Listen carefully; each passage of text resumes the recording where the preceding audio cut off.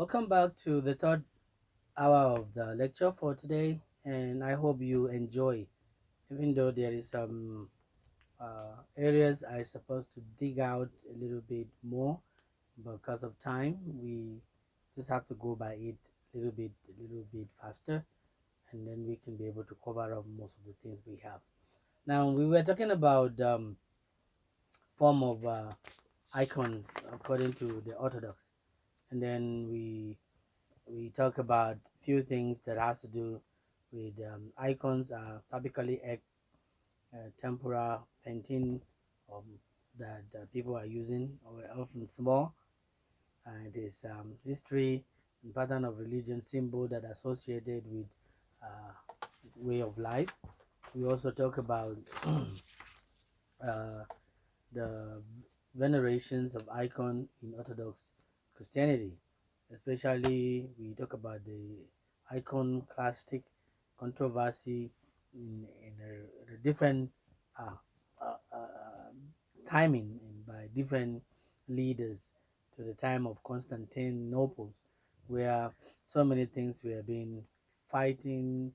They have even excommunicated other people to be able to have their own way in order to use icons as another way of uh, religion practices. Uh, Remember, religion, there are different religions, but when we are talking about religion, when we will narrow it to our own Christianity, which we are talking about the only way and the salvation of mankind. We also talk about uh, the vulnerable of that icon, and we said to certain limit that the Orthodox Christianity acknowledged that the matter of these icons being respected, it's just a part of way um, of showing respect to others. Use like they want to give honor to that which they have been practicing. But for me, I think I just want you to know that it is nothing about giving honor to God. You must honor Him by His statues. No, honoring God, it has to be from your heart, your mind, and doing the right thing. And so, because of this, I just wanted to know that. Let's see what Damasco explained when it comes to the icon of worship that we're talking about.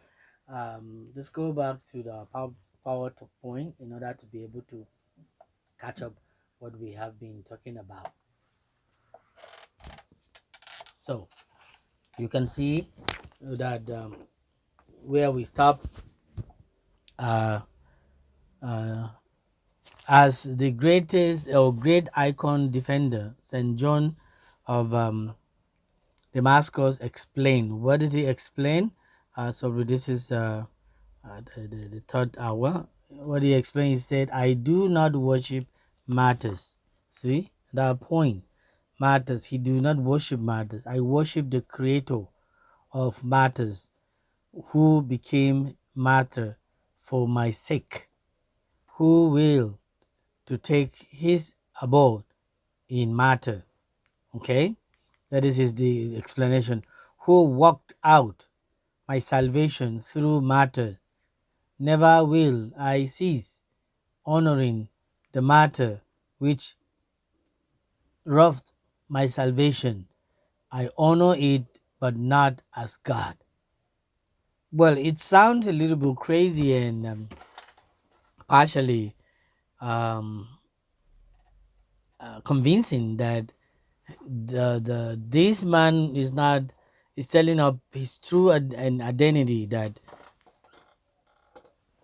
he is only honoring the one behind the statue, which is pretty right. And I also agree.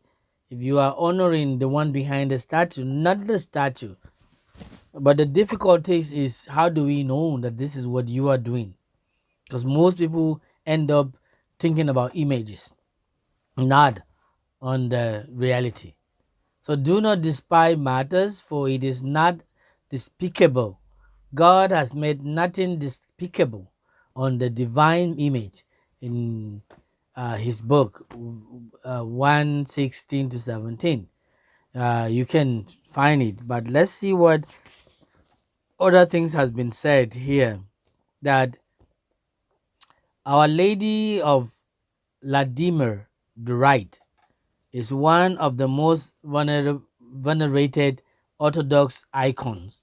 When the images of um, Vladimir is also used for that, I will try to give you the images next time if possible.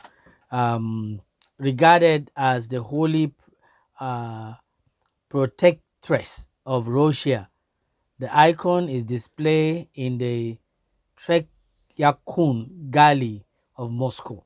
So when you check most of those things, you'll discover that the image was put. I supposed to bring the image out, but I don't know what happened on my PPT that is not there. Sorry for that, but I'll give you the image next time so that you can see the image. But I will still also want this, my student, if you are listening at the time you're listening to this lecture, please try to Google by yourself and find specifically the image. Okay, this the image that I just mentioned. The lady Vladimir, which is the right, is one of the Orthodox in Moscow. So they have it on the Track Yakul Gallery in Moscow. Now, Patrick Luke Grace Sobe of Constantinople sent the newly painted icon as a gift to Grand Duke Yuri Dolgoruki of K in about 1131. The beautiful image was coveted by Yuri's son, Andrei the Pious, who brought it to his favorite city, Vladimir, in Moscow in 15 or 1155.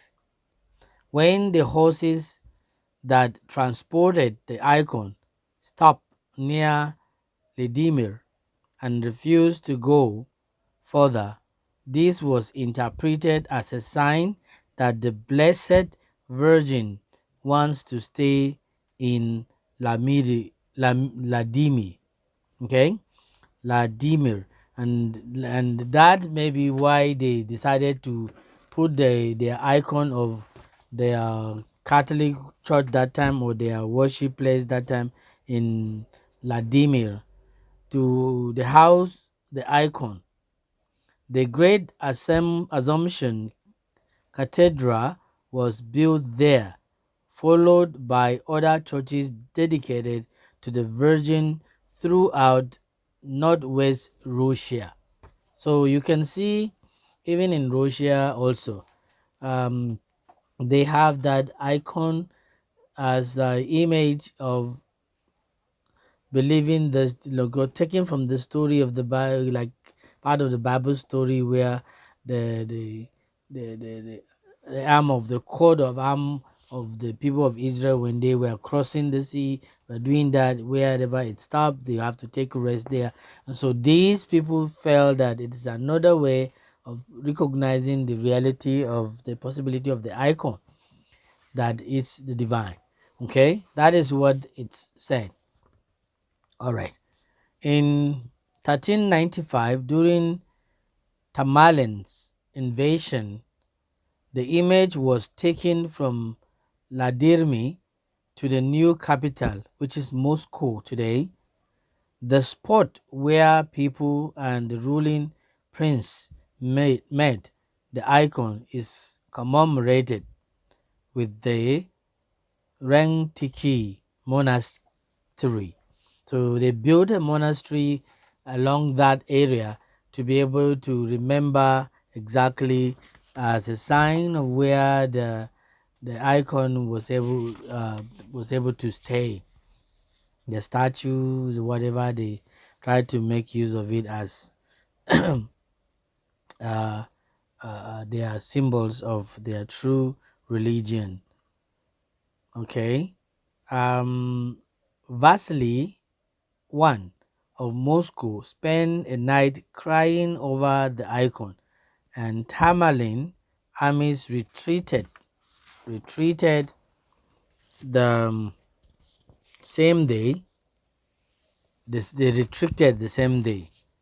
The Muscovite refused to return it back to Vladimir and place it in the Assumption Cathedral of Moscow, Kremlin. Kremlin.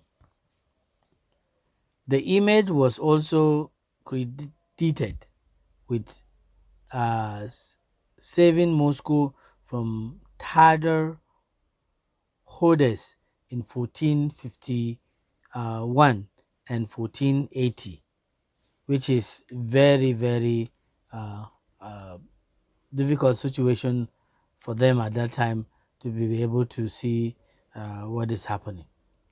Now, before we get to the next point, let's continue.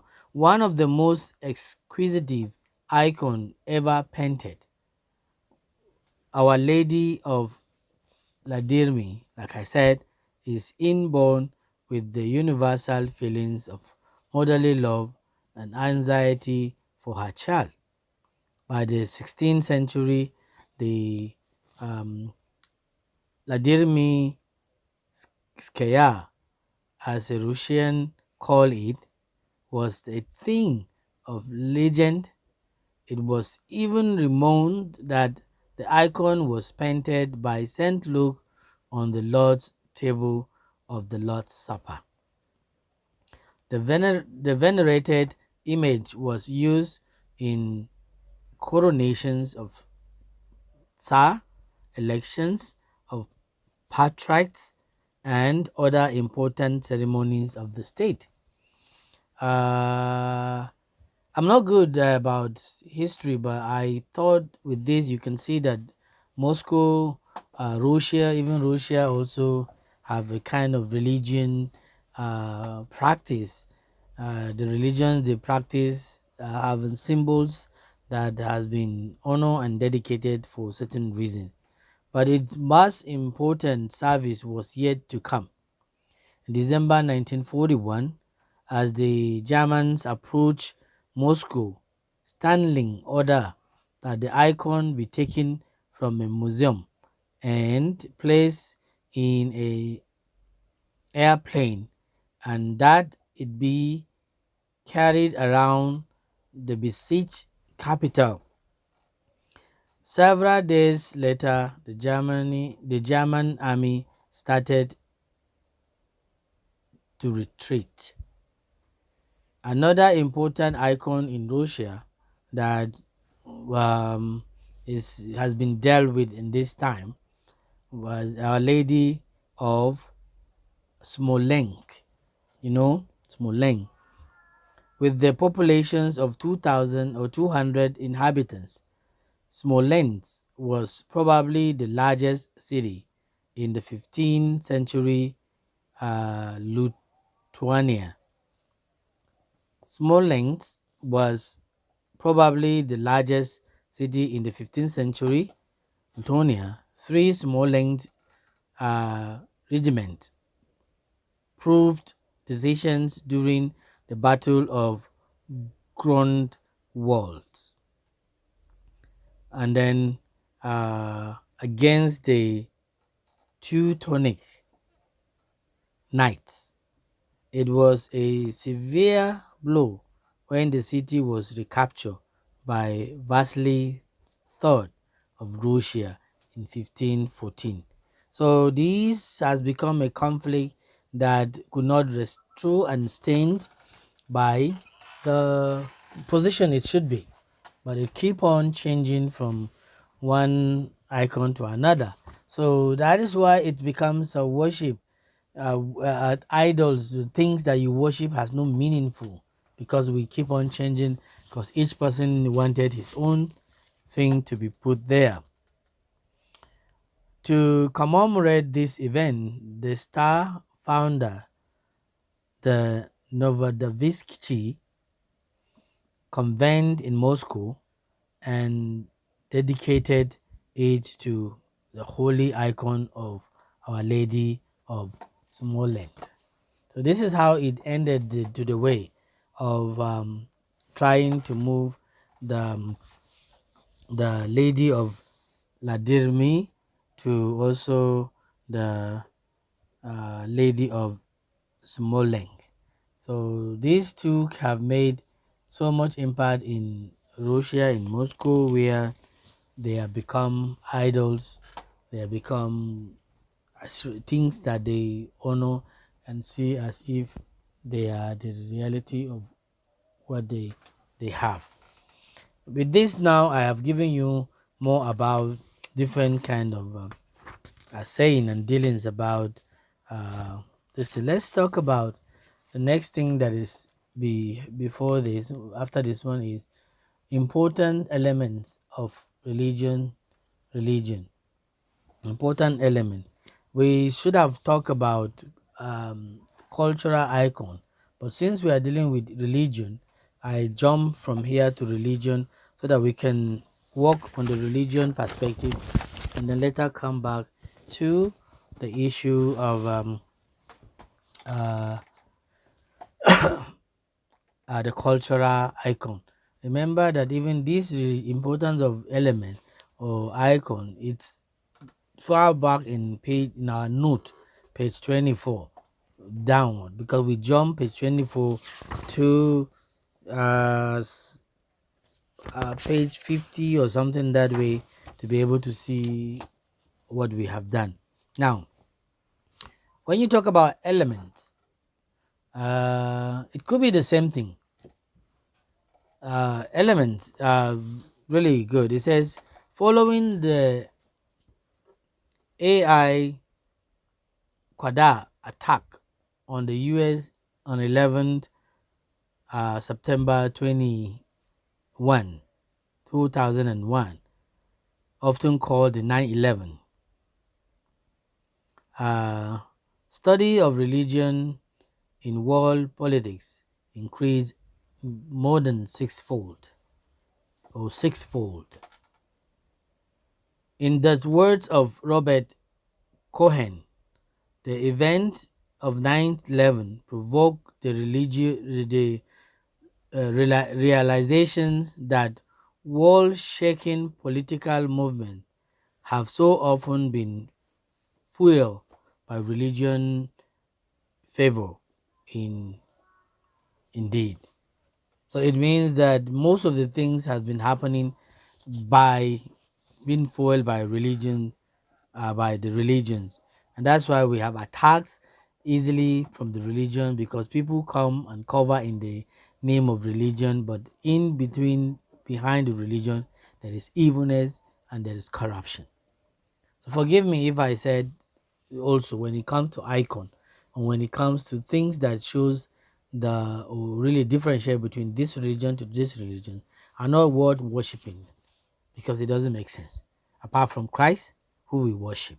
But the images of Christ is what I don't know, and I don't know where we got it and how we can worship it.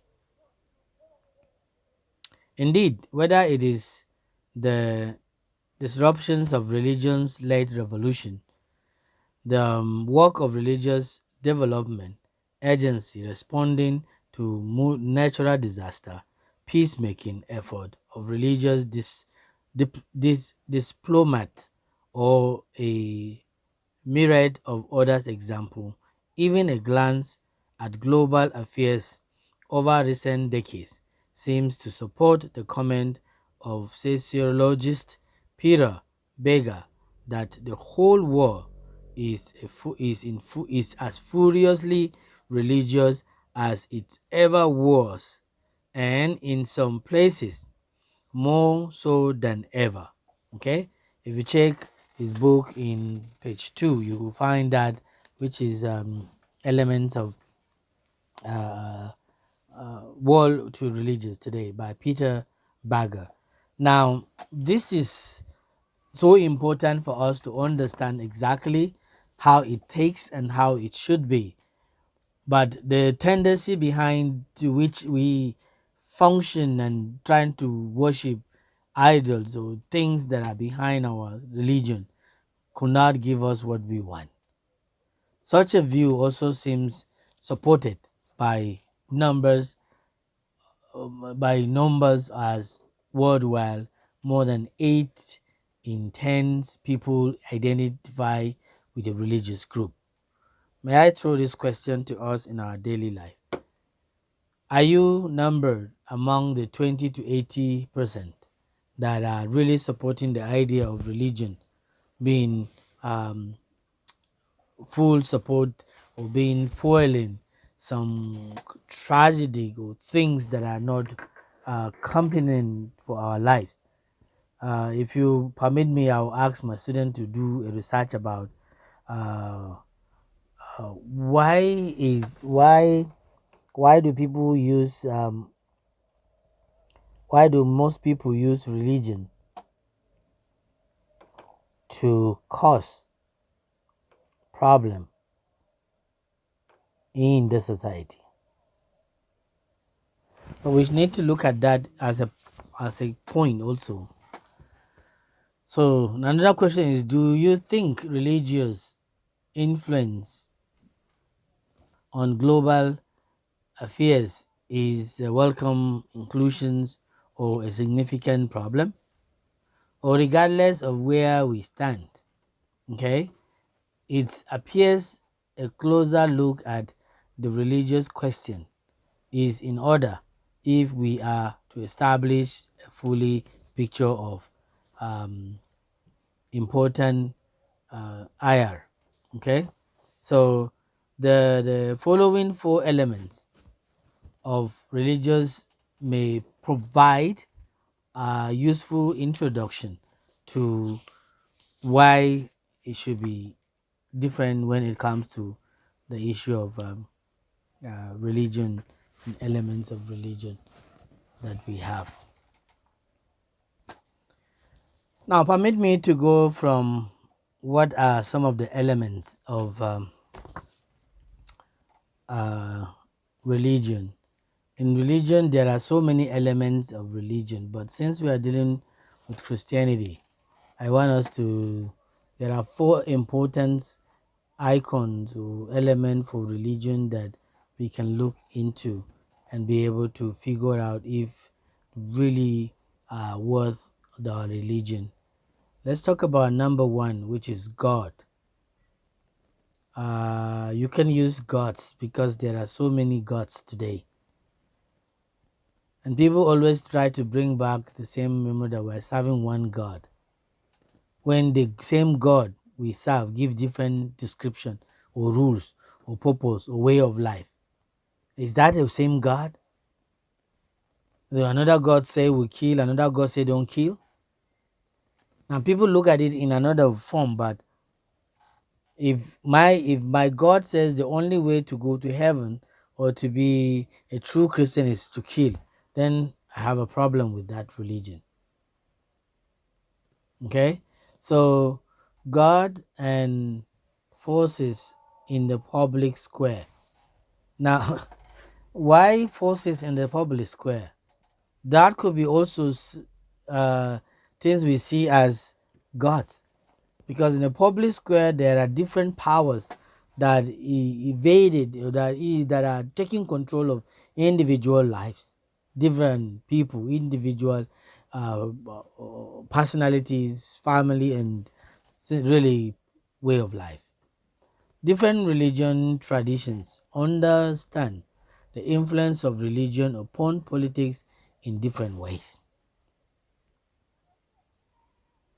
Traditions that we might call fundamental propose that politics is a matter of organizing society according to the divine command. Perhaps could be right, because the divine means God's command. But how can God's command be saying that everybody must become a Muslim? Why would that God say everybody must become a Buddhist, and then if you don't become, they'll kill you? In Christianity, they said you have to become a Christian because it's the only way to heaven. But he didn't say by must. It's your choice. It's a free will, undesirable grace that we merited grace, favor that we earn, takes us to where? To eternal life. So we need to sell this idea to them that because of that, yes, God is the only element or icon or any image that we can honor. But the image, which I always say, we don't have the image, but let's feel him, because the Bible says only by believing that Jesus is Lord, then we will have salvation. And then if we believe he exists, then we should take him as his word. Okay? By contrast, traditions that adopt a contextual approach hold that politics is a matter of influencing society according to divine principles, but as part of a wild tapestry of influences. Perhaps it's true. For example, religious development organizations such as the Agaham Development Network, also from the Shia branch of Islam. See, it's a religion, and they have organization work in areas of health care and education in countries of Africa and Asia without seeking to control entire political system. But because it's not theirs, so they have no right to control. But they should be able to understand that each community have its right to its own leadership, and that leaderships are supposed to be. Let's try to bring this point to the end because of our time. Likewise, in Myanmar, the so-called saffron revelations of 2007 saw that Buddhist monks stands with the poor against the ruling military dictatorship and supported the beginnings of multi-party democracy, which is also okay to be able to bring changes to them. In those examples, religious politics is adapted to changing circumstances and takes into account diverse interests and beliefs across society. What is common to both fundamentals and contextual religious traditions is an understanding that the politics is in some sort of interactive relationship with the intentions of our additions or traditions shaped by gods or God and spiritual forces. These contrast strongly with the secular approaches that demote and sometimes deny altogether a role for religious in a political affairs. Yeah, so permit me to stop here today because of time, and let's say that in the situation like that, we need to understand each religion has a stand and also be able to work with the situation that is part of theirs. Again, I want to say thank you for being part of us this week. Please join us in the next week for 7th week, if not 8th week.